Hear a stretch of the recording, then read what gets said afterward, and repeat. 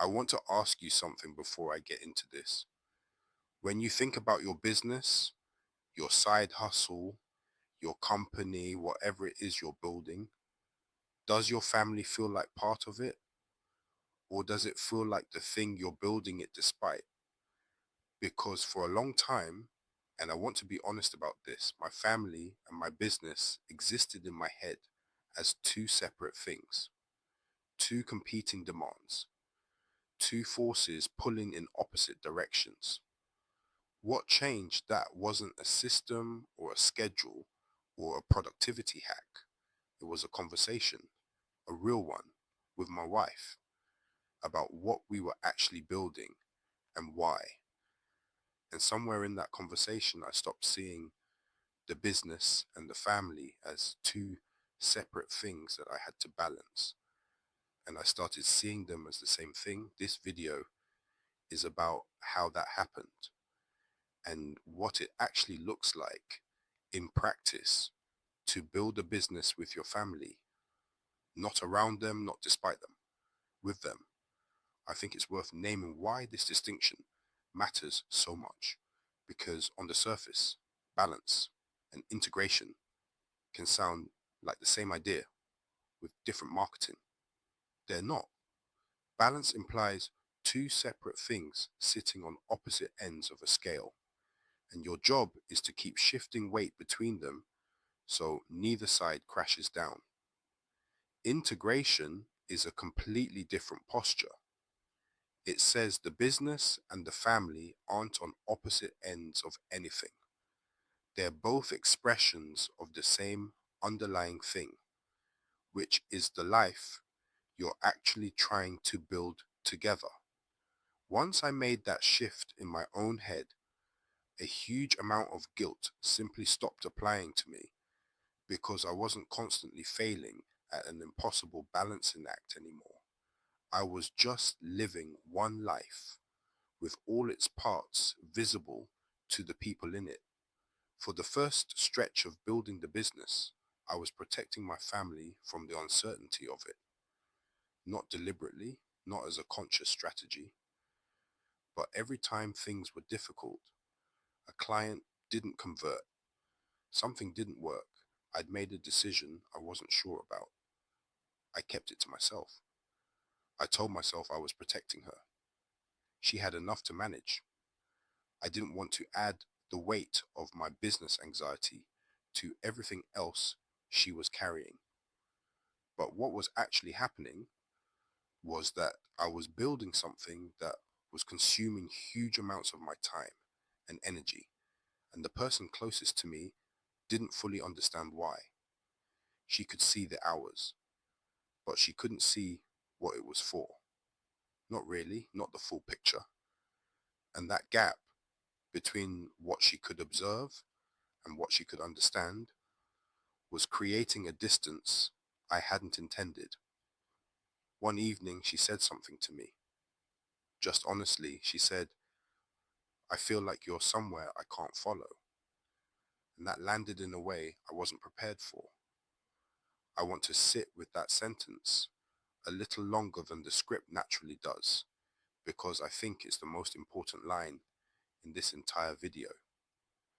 Somewhere I can't follow is such a precise way to describe what secrecy, even well-intentioned secrecy, actually does. It doesn't just withhold information, it withholds access. And access is what makes two people feel like they're on the same team. When I was quietly carrying the hard parts of the business alone, I thought I was being considerate. What I was actually doing was drawing a boundary around a huge portion of my inner life and putting my wife on the outside of it without ever framing it that way to myself. From the inside, it felt like protection. From where she was standing, it felt like exclusion. Those are very different experiences of the exact same behavior. And I hadn't understood that until she said it out loud. Looking back, I can trace the pattern pretty clearly. Every time I hit a setback, my instinct was to solve it quietly. and only mention the business once things were going well again. So what she actually saw over months was a strange rhythm, long stretches of me being distracted, tired, or quietly stressed, followed by moments where I'd suddenly seem relieved and lighter, with no visible thread connecting the two. She wasn't being told the story, she was just watching the weather change without knowing what was causing the fronts to move through. That's a genuinely disorienting way to live alongside someone, and it took her naming it directly for me to see what it looked like from her side of it. I want to be careful here because I think there are two different versions of this conversation, and I only want to talk about the real one. The real version, at least our real version, involved some very honest conversations that were not comfortable about what we each wanted the business to be, about what we were each willing to sacrifice and what we weren't, about the moments where we disagreed on direction and had to work out how to make a decision together when neither of us was sure. Building with a partner is not easier than building alone. Let me be specific about what not easier actually meant in practice, because I don't want to romanticize this. There were real disagreements. There was a period where I wanted to reinvest almost everything the business made back into growth, and she wanted us to build up a much larger safety buffer before taking any more risk.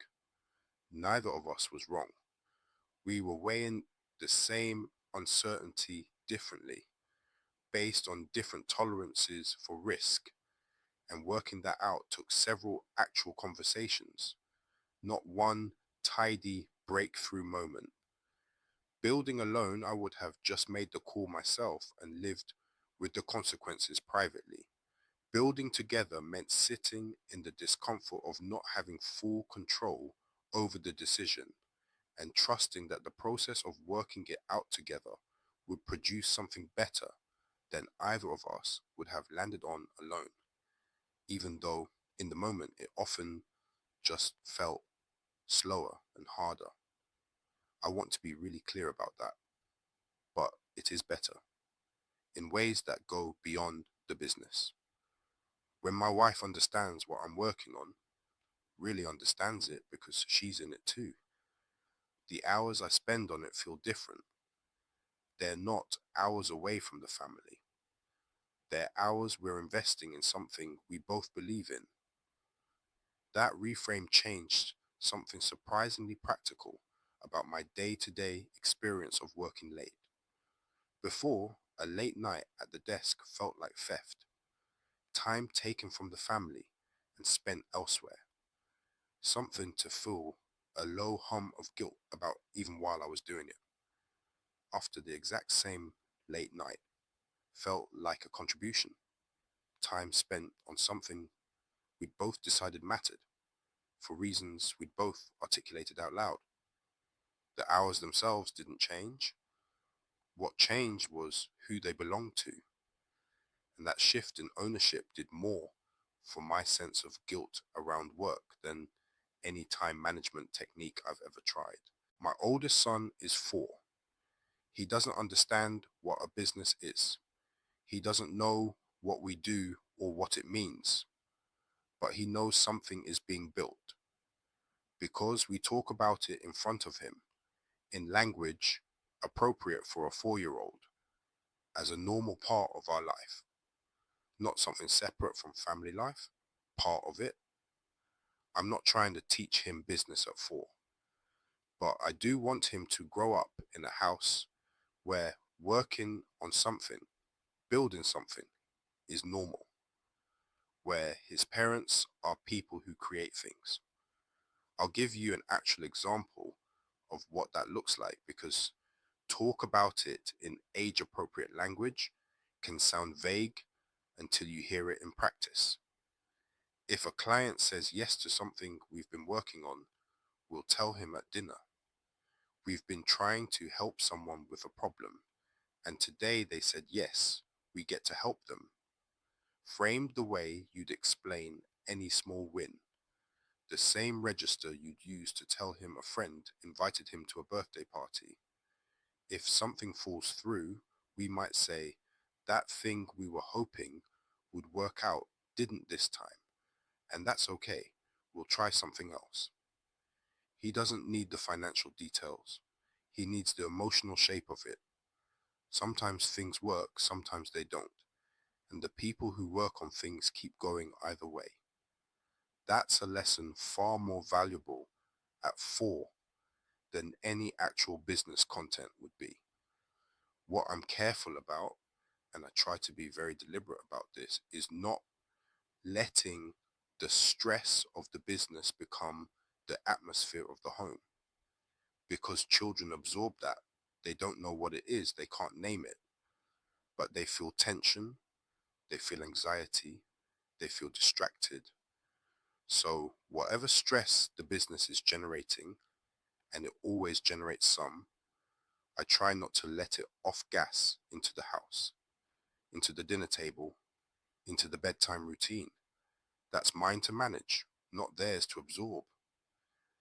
This distinction between talking about the business openly and letting its stress leak into the household atmosphere is one I had to learn to hold as 2 separate commitments, because for a while I conflated them. I thought being open with my son about the business meant being unfiltered about everything, including how stressed a particular week had been. But a 4-year-old doesn't have the tools to process adult financial anxiety. He just absorbs the tension without understanding its source, and it comes out sideways as clinginess or irritability or trouble sleeping without either of us realizing why. So now there's a clear boundary in my head. What's happening in the business is a normal, visible part of our life to talk about. How stressed I personally am about it is mine to regulate before I walk through the door, not something to narrate to a 4-year-old in real time. Being honest with your kids about the existence of the work is not the same thing as being unfiltered with them about the weight of it. The first conversation was about the why, not why the business exists in a marketing sense. Why were we doing this? What we were building toward? What the 10-year version of this looks like if everything goes well. Once that conversation happened, once we were aligned on the why, the short-term sacrifices started to feel different. Not easy, but more purposeful. I remember that conversation more clearly than almost any other one we've had about the business, because it wasn't really about the business at all. It was about the kind of life we wanted, and the business was just a vehicle we'd chosen to try to get there.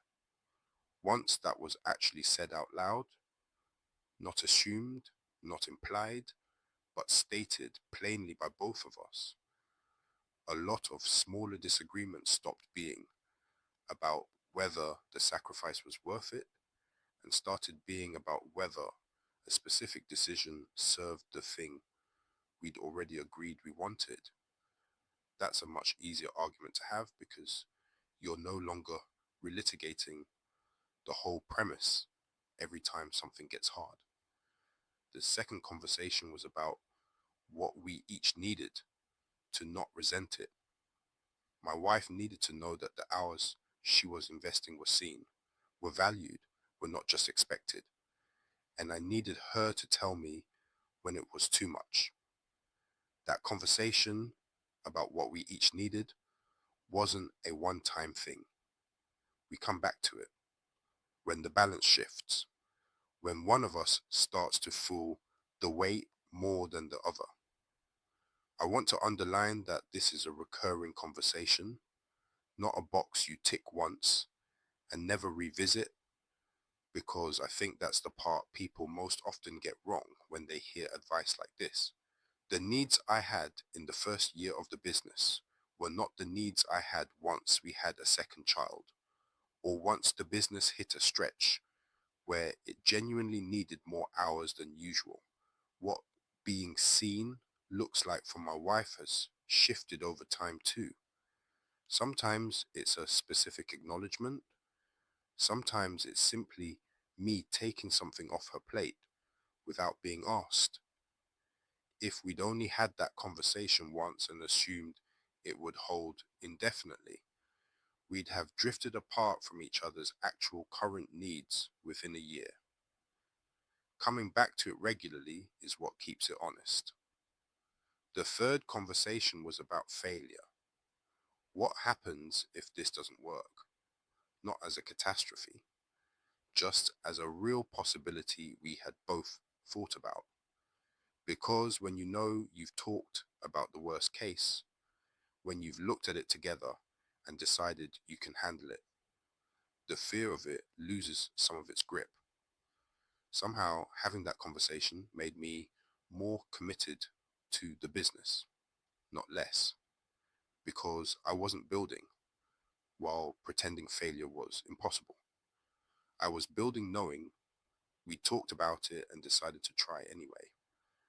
That third conversation was the hardest of the three to have, and I nearly avoided it for a long time because some part of me worried that saying the possibility of failure out loud would make it more likely or would somehow signal a lack of confidence.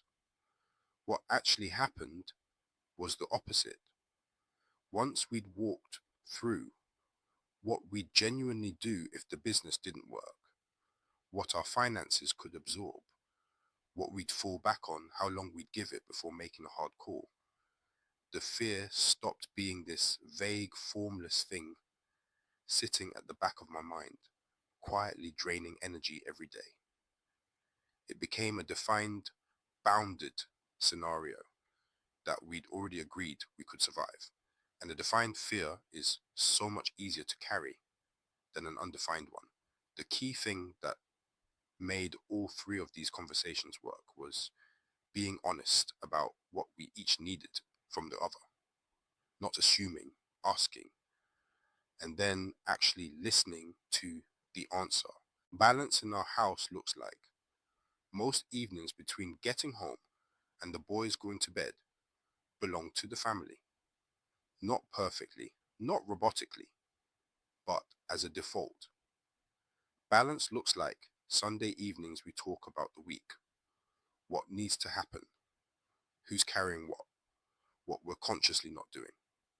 Balance looks like we have one evening a week that is intentionally just us, not planning the business, not talking about the to-do list, just being together without an agenda. That one sounds small. It's not small. It is the thing that reminds us we are a couple first and business partners second, and that order matters. I want to say a bit more about that ordering because I think it's easy to nod along with it and much harder to actually protect in practice. There have been plenty of weeks where our just us evening was the first thing that got sacrificed when the business got demanding because it felt like the most flexible item on the calendar. Nobody's paying us for it. Nothing breaks if we skip it. No client is waiting on it. But that flexibility is exactly what makes it dangerous to deprioritize. The things with no external deadline are the things you have to protect on purpose because nothing else is going to protect them for you. We've had to learn more than once to treat that evening with the same seriousness we'd give an actual client commitment. Because in a real sense, it is one. It's a commitment to the relationship the whole business is supposedly in service of. Balance looks like when one of us is overwhelmed, the other one steps in without it needing to be a negotiation. And balance looks like some weeks it's not balanced at all. Some weeks the business needs everything, and the family absorbs that. And some weeks the family needs everything and the business absorbs that. The goal is not perfect equilibrium at all times. The goal is that over a month, over a quarter, neither side ever feels permanently abandoned. I think that reframe, measuring balance over a season instead of a day, is one of the more freeing things we've landed on. If you judge balance by any single Tuesday, you will almost always fail because life doesn't distribute its demands that evenly. There will be launch weeks. There will be weeks when a child is sick. There will be weeks where both things collide at once and something genuinely has to give. What matters isn't avoiding those weeks. You can't. It's making sure the ledger evens out over a longer window and making sure both people can feel, even in the hardest individual weeks, that this is temporary and known, not a permanent shift in priority. The difference between this week is brutal and this is just how it is now is enormous, and it's almost entirely a matter of communication rather than circumstance. I started this video with a question. Does your family feel like part of what you're building or like the thing you're building it despite? I spent too long in the second camp, and the cost of that wasn't visible immediately. It was slow, gradual, a distance that crept in without me noticing it until my wife put it into words. I feel like you're somewhere I can't follow. I don't want that for you. Whatever you're building, the people in your life deserve to be let in, not to carry the weight of it, but to understand what you're doing. Why are you doing it? What you're hoping it becomes. Because a business built in secret from the people who love you, even if the secret is just the uncertainty, just the doubt, that is a lonelier way to build than it needs to be. I think about how differently those early years would have felt if I'd understood this from the start, if I hadn't spent so long treating my own uncertainty as something to manage privately rather than something to share. It would have meant harder conversations sooner. It would have meant admitting doubt out loud before I'd resolved it myself, which never felt comfortable. But it also would have meant not carrying all of it alone and not creating the very distance I was trying to avoid by staying quiet. The version of me who kept things to himself thought he was being strong. In hindsight, he was just being lonely and calling it strength. Let them in, not all at once, and not in a way that turns the people you love into unpaid staff or unwilling sounding boards for every anxious thought. There's a difference between including someone and offloading onto them, and it's worth being thoughtful about where that line sits. But let them see the shape of what you're doing and why. Give them enough of the real picture that they're not just watching the weather change without knowing what's driving it. Drop a comment. Tell me how you involve your family. Tell me what the hardest part of that is. Subscribe. There is a lot more of this coming. See you in the next one.